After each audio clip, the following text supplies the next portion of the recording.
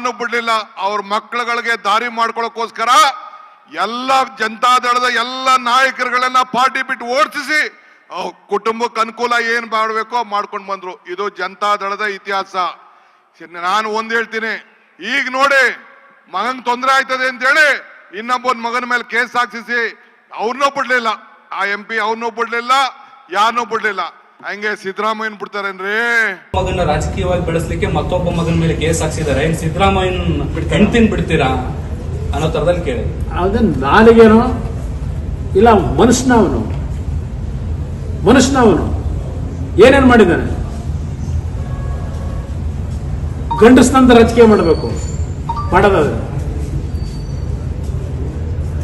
ನನ್ನ ಕುಟುಂಬದ ಮೇಲೆ ನನ್ನ ಬಗ್ಗೆ ಚರ್ಚೆ ಮಾಡ್ತಾನೆ.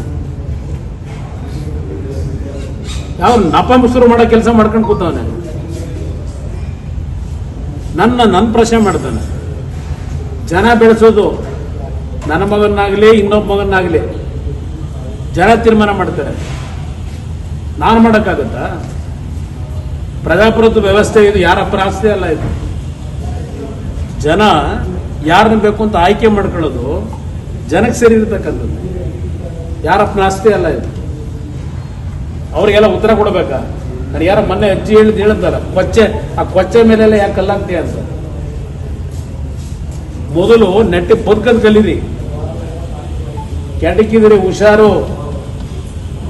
ಹುಷಾರು ಶಿವಕುಮಾರ್, ನನ್ನ ಹತ್ರ ಮೆಟೀರಿಯಲ್ಗಳು ಬರ್ತವೆ.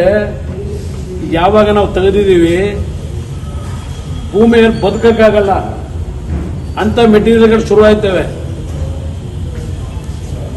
ಆಯ್ತು, ರೇವಣ್ಣನ ಮಕ್ಕಳನ್ನ ಹಾಕ್ಸೋದಕ್ಕೆ ಏನೇನು ಮಾಡಿದಿರಲ್ಲ.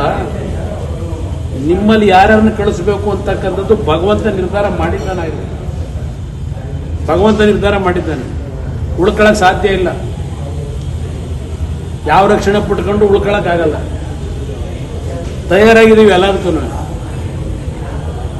14 ವರ್ಷ ಕೇಸ್ ಇಟ್ಕೊಂಡು ಈಗ ಅಲ್ಲಾಡ್ಸ್ಕೊಂಡು ನಿಂತಿದ್ದೀರಲ್ಲಪ್ಪ. ಅದೇನೋ ಪಾಪ ಗವರ್ನರ್ ಹೆಸರನ್ನ ಹೇಳ್ಕೊಂಡು ಅದ್ಯಾವುದೋ ಚಾನಲ್ನಲ್ಲಿ ಅದೇದೋ ಇದೆ ಇಂಥದ್ದು ಕಾನ್ಫಿಡೆನ್ಷಿಯಲ್ ಲೆಟರ್ನ ಮಾಡ್ಲಿಕ್ಕೆ ಸಾಧ್ಯ ಇದೆಯಾ? ಯಾವನ್ ಕೊಟ್ಟನು ಕಾನ್ಫಿಡೆನ್ಷಿಯಲ್ ಲೆಟರ್ನ? ಸರ್ಕಾರದ ನಡುವೆ ಗವರ್ನರ್ ನಡುವೆ ನಡೆದಿರತಕ್ಕಂಥ ವ್ಯವಹಾರನ ಯಾವನಪ್ಪ ಕೊಟ್ಟನು? ಇದಕ್ಕೆ ಇಟ್ಕೊಂಡಿದ್ದೀರಾ? ಏನೇನಾಗುತ್ತೆ ಅನ್ನೋದು ಕಾದ್ ನೋಡಿ ಸ್ವಲ್ಪ. ಕನ್ನಡಿಗರ ನೆಚ್ಚಿನ ನ್ಯೂಸ್ 18 ಕನ್ನಡ ಈಗ ವಾಟ್ಸ್ಆಪ್ನಲ್ಲೂ ಲಭ್ಯ. ಕರ್ನಾಟಕ, ದೇಶ ವಿದೇಶಗಳ 360 ಡಿಗ್ರಿ ಸುದ್ದಿಯ ವಿವರಗಳನ್ನ ನಿಮ್ಮ ಕೈ ಬೆರಳುಗಳಲ್ಲೇ ಪಡಿಲಿಕ್ಕೆ ಈ QR ಕೋಡ್ ಅನ್ನ ಸ್ಕ್ಯಾನ್ ಮಾಡಿ ನಮ್ಮ ಚಾನಲ್ ಫಾಲೋ ಮಾಡಿ, ನೋಟಿಫಿಕೇಶನ್ ಆನ್ ಮಾಡಿ.